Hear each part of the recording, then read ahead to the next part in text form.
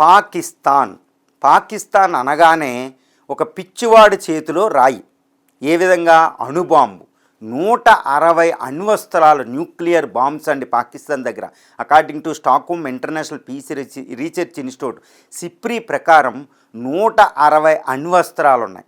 Nuclear triad almost air force, ఈ యొక్క missile force ఉంది కాబట్టి ఈ మధ్యన ఒక హ్యాంగ్ ఓవర్ అనే మిసైల్, ఇది క్షిపణులు కూడా, సబ్మెరైన్ కూడా తెచ్చుకుంది. Almost nuclear tried. కానీ ఒకటి గుర్తుపెట్టుకోవాలి, ఇంత అణ్వస్త్ర దేశమైన అది ఒక బెగ్గింగ్ కంట్రీ. ఎందుకంటే 70% వరకు విదేశీ అప్పులు, దారుణమైన అప్పుల్లో కూలిపోయింది. బెగ్గర్స్, లక్షలాది మంది బెగ్గర్స్, సౌదీ అరేబియా, ముస్లిం కంట్రీసే వెనక్కి గెంటడం, చాలా దారుణమైన విపత్కర పరిస్థితి. పాకిస్తాన్ అస్తిత్వమే ప్రశ్నార్థకం అయిపోయింది. బలూచిస్తాన్ నుంచి పీఓకే వరకు, ఇటు లాహోర్ నుంచి నార్త్ వెస్టర్న్ ఫ్రాంటియర్ క్వెట్టా, మొత్తం అంతా తిరుగుబాట్లు. కాబట్టి ఇప్పుడు పాకిస్తాన్ ఆర్థికంగా బయటపడాలి, అప్పుల్లో నుంచి బయటపడాలి. దాని దగ్గర ఉన్నది అత్యంత శక్తివంతం, డిమాండ్ ఉన్నది ఏంటంటే అణ్వస్త్రం. ఇప్పుడు పాక్ అణ్వస్త్రాలని ఇంటర్నేషనల్ మార్కెట్లో బేరానికి పెట్టింది. అంటే మనం కాదనలేము, వీ కాంట్ రిఫ్యూజ్ ఇట్. ఎందుకంటే పాక్ దగ్గర శక్తివంతం, చాలా శక్తివంతమైన ఇస్లామిక్ కంట్రీస్, ముఖ్యంగా ఆయిల్ రిచ్ కంట్రీస్ అయిన సౌదీ అరేబియా, తర్వాత ఖతార్ లాంటి, కువైట్ లాంటి కంట్రీస్ ఈ అణ్వస్త్ర టెక్నాలజీని తెచ్చుకోవడానికి వీటితో రక్షణ ఒప్పందాలు చేసుకుంటున్నాయి. కువైటు, ఖతారు, ఇటు సౌదీ అరేబియా, మనం చూసే ఈవెన్ టర్కీ కూడా. ఎందుకు అంటే ఈ మధ్యన పాక్ అణ్వస్త్రాలను అవి కొనుక్కోవడానికి ట్రై చేస్తున్నాయి. న్యూక్లియర్ టెక్నాలజీ, న్యూక్లియర్ సైంటిస్టులని, తర్వాత న్యూక్లియర్ రియాక్టర్లను కొనుక్కోవడానికి ట్రై చేస్తున్నాయి. ఎందుకంటే దారుణమైన పరిస్థితిలో పాక్ ఉంది. దీనికి ట్రంప్ కూడా హెల్ప్ చేస్తున్నాడంటే మధ్యలో డీల్ చేస్తున్నట్టు కనపడతాడు. ఆయనకు అర్థం అవ్వడం లేదు. ఈ అసిమున్నీరు, ఈ యొక్క సౌదీ ఎంబీఎస్ టెక్నికల్ ఈయనకు అర్థం అవుతులే. సౌదీ అరేబియాతో United States of America nuclear 1, 2, 3 deal, civil nuclear deal చేసుకున్నాడు. తత్ఫలితంగా ఇప్పుడు సౌదీ అరేబియా అమెరికాతో పాటు ప్రపంచంలో ఏ దేశంతోనైనా న్యూక్లియర్ టెక్నాలజీ ట్రాన్స్ఫర్కి, న్యూక్లియర్ రియాక్టర్కి ఒప్పందం చేసుకోవచ్చు. కాబట్టి సౌదీ అరేబియా, ఎందుకంటే పాకిస్తాన్తో న్యూక్లియర్ డీల్ చేసుకోవాలంటే అమెరికా అనుమతి అవసరం ఉంది, లేదా చేసుకోవడం లేదు.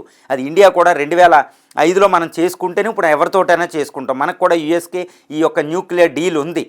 కాబట్టి ఇప్పుడు సౌదీ అరేబియా డీల్ అమెరికాతో అంటే అమెరికా నుంచి కొనుక్కోవడానికి కాదు, పాకిస్తాన్ న్యూక్లియర్ టెక్నాలజీని తెచ్చుకోవడానికి, అంటే పాక్ అణ్వాయుధాన్ని సౌదీ అరేబియా గ్రహించడానికి. ఎందుకంటే ఇరాన్ని తట్టుకోవాలంటే, ఇటు ఇజ్రాయెల్ని తట్టుకోవాలంటే సౌదీ అరేబియా రక్షణకు అణుబాంబు అత్యవసరం.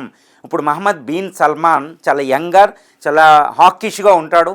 ఈయన పాక్ అణ్వస్త్రం మీద దృష్టి పెట్టాడు. ఎందుకంటే పాకిస్తాన్ దీనస్థితిలో ఉంది, దాని నుంచి ఈజీగా అణ్వస్త్రం వచ్చేది, అణు టెక్నాలజీ. ఎందుకంటే ఒక అణ్వస్త్ర టెక్నాలజీ సౌదీ అరేబియా లాంటి కంట్రీ, ఖతార్, కువైట్లు, టర్కీలు డెవలప్ చేయాలంటే అట్లీస్ట్ 20 years పడుతుంది. వెరీ డిఫికల్ట్ అండి. న్యూక్లియర్ ఫ్యూయల్ శుద్ధి అనేది, సెంట్రిఫ్యూజెస్, అణు రియాక్టరు, ఈ క్రిటికల్, ఇదంతా చాలా కష్టంతో కూడుకున్నది. పాకిస్తాన్ అంటే ఉత్తర కొరియా, చైనా నుంచి తెచ్చేసుకుంది సింపుల్గా, డెవలప్ చేయకుండా. ఇదనమాట. ఇప్పుడు ఈ పాక్ది అమ్మకానికి పెట్టడం జరిగింది. ఇప్పుడు ఈ సివిలియన్ ట్రంప్కి తెలియకుండా సౌదీ అరేబియాతో డీల్ చేసుకోవడం వల్ల ఆ డీల్ని ఆసరా చేసుకుని సౌదీ అరేబియా పాక్తో ఆల్రెడీ వ్యూహాత్మక సంబంధాలు, మిలిటరీ డీల్ ఉంది కాబట్టి పాక్ న్యూక్లియర్ సైంటిస్టులు, న్యూక్లియర్ రియాక్టర్లు, ఈ టెక్నాలజీ అంతా సౌదీ అరేబియా వెళ్ళిపోతుంది. అంటే ఏంటంటే పాకిస్తాన్ తన అణ్వస్త్రాన్ని సౌదీ అరేబియాకి బేరం పెట్టింది, కొన్ని $1 బిలియన్. ఇప్పటికే చూడండి, రీసెంట్గా ఏమైంది, యుఏఈ మా డబ్బులు మాకు ఇచ్చేయండి, అప్పు తీర్చేయండి అంటే వెంటనే పాకిస్తాన్కి సహాయం చేసిన దేశాలు ఏంటి? సౌదీ అరేబియా, ఖతార్లు. మనం యుఏఈ ద్వారా లాబింగ్ చేస్తే ఆ రెండు దానికి రెస్క్యూకి వచ్చినాయి. ఈ విధంగా పాకిస్తాన్కి బ్యాంక్ లాగా ఉపయోగపడేది సౌదీ అరేబియా, ఖతారు, కువైట్లు. కాబట్టి మనం గుర్తుపెట్టుకోవాలి. అందుకనే ఈ దేశాలు పాక్ అణ్వస్త్ర టెక్నాలజీ కావాలి, అణుబాంబులు కావాలి. మరి ఇప్పుడు సౌదీ అరేబియాకి అణుబాంబు వెళ్తే ఎవరికి డేంజర్ అంటే ఇండియాకి చాలా డేంజర్, ముఖ్యంగా ఇజ్రాయెల్కి డేంజర్. సౌదీ అరేబియాకి అణుబాంబు వెళ్తే వెంటనే టర్కీ, కువైటు, ఖతారు, బహ్రెయిన్ దేశాలు కూడా అణ్వస్త్రాలు పాకిస్తాన్ నుంచి కొనుక్కుంటే వాళ్ళ దగ్గర $100 బిలియన్ ఉన్నాయి. పాకిస్తాన్కి కావాల్సిన డబ్బే.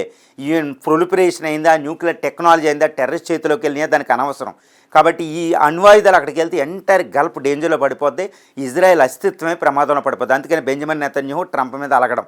ఇండియా కూడా ఇజ్రాయెల్ ద్వారా చాలా ఒక రకంగా రిగ్రెట్ వ్యక్తం చేస్తుంది. ఎందుకంటే సౌదీ అరేబియాకి అణుబాంబు వస్తే ఇరాన్కి ఎగ్నెస్ట్గా ట్రంప్ ఈ పాకిస్తాన్ ఇస్తే వెంటనే అక్కడ గల్ఫ్లో ఇంకా ఎస్కలేట్ అవుద్ది. తర్వాత సౌదీ అరేబియాకి వస్తే టర్కీ తెచ్చుకుంటుంది, టర్కీకి వస్తే ఖతారు, ఈ యొక్క బహ్రెయిను, ఈ దేశాలు తెచ్చుకుంటాయి. చాలా డేంజరస్. గల్ఫ్లో 1,00,00,000 మంది మనకు ఉన్నారు, మన ఇండియన్స్. వాళ్ళు డేంజర్. అక్కడ అణుయుద్ధం ఇలాంటివి జరిగితే అక్కడ నుంచి ఆయిల్ వస్తుంది, ఆయిల్ సెక్యూరిటీ ప్రమాదంలో పడిపోద్ది. సో మన ఇండియాకి దగ్గర అక్కడ ఏమైనా అణువాయుధ యుద్ధం జరిగితే అది వెంటనే మన నార్త్ ఇండియాకి రేడియేషన్ కూడా వస్తుంది. చాలా డేంజర్. ఎందుకంటే సౌదీ సున్నీ, ఇటు ఇరాన్ షియా నేషన్స్ ఎప్పుడు అణ్వాయుధులు ఉంటే చాలా డేంజర్ అవి. కాబట్టి పాక్ అణ్వస్త్రం ఈరోజు ఇండియాను కూడా డేంజర్లో పెట్టింది. కాబట్టి ఇటు Israel, India, Benjamin Netanyahu, Modi రంగంలో దిగినట్టు తెలుస్తుంది.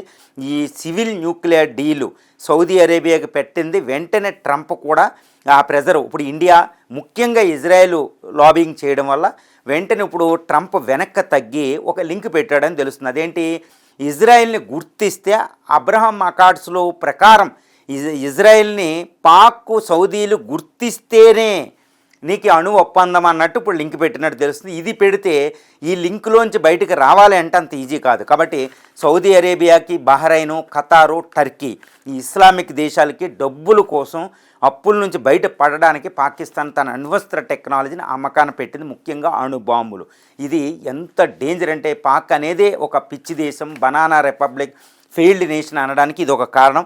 అందుకని ఇండియా ఎప్పుడు అంటది పాకిస్తాన్ లాంటి దేశం దగ్గర, ఈ రోగ్ లాంటి దేశం దగ్గర అణ్వస్త్రం చాలా ప్రమాదం అనేది, దాని అణ్వస్త్రాన్ని నిర్వీర్యం చేయాలనేది ఇండియా చెప్తుంది. కాబట్టి పాక్ దగ్గర అణ్వస్త్రం ఎప్పటికైనా ప్రపంచ శాంతికి ప్రమాదమే.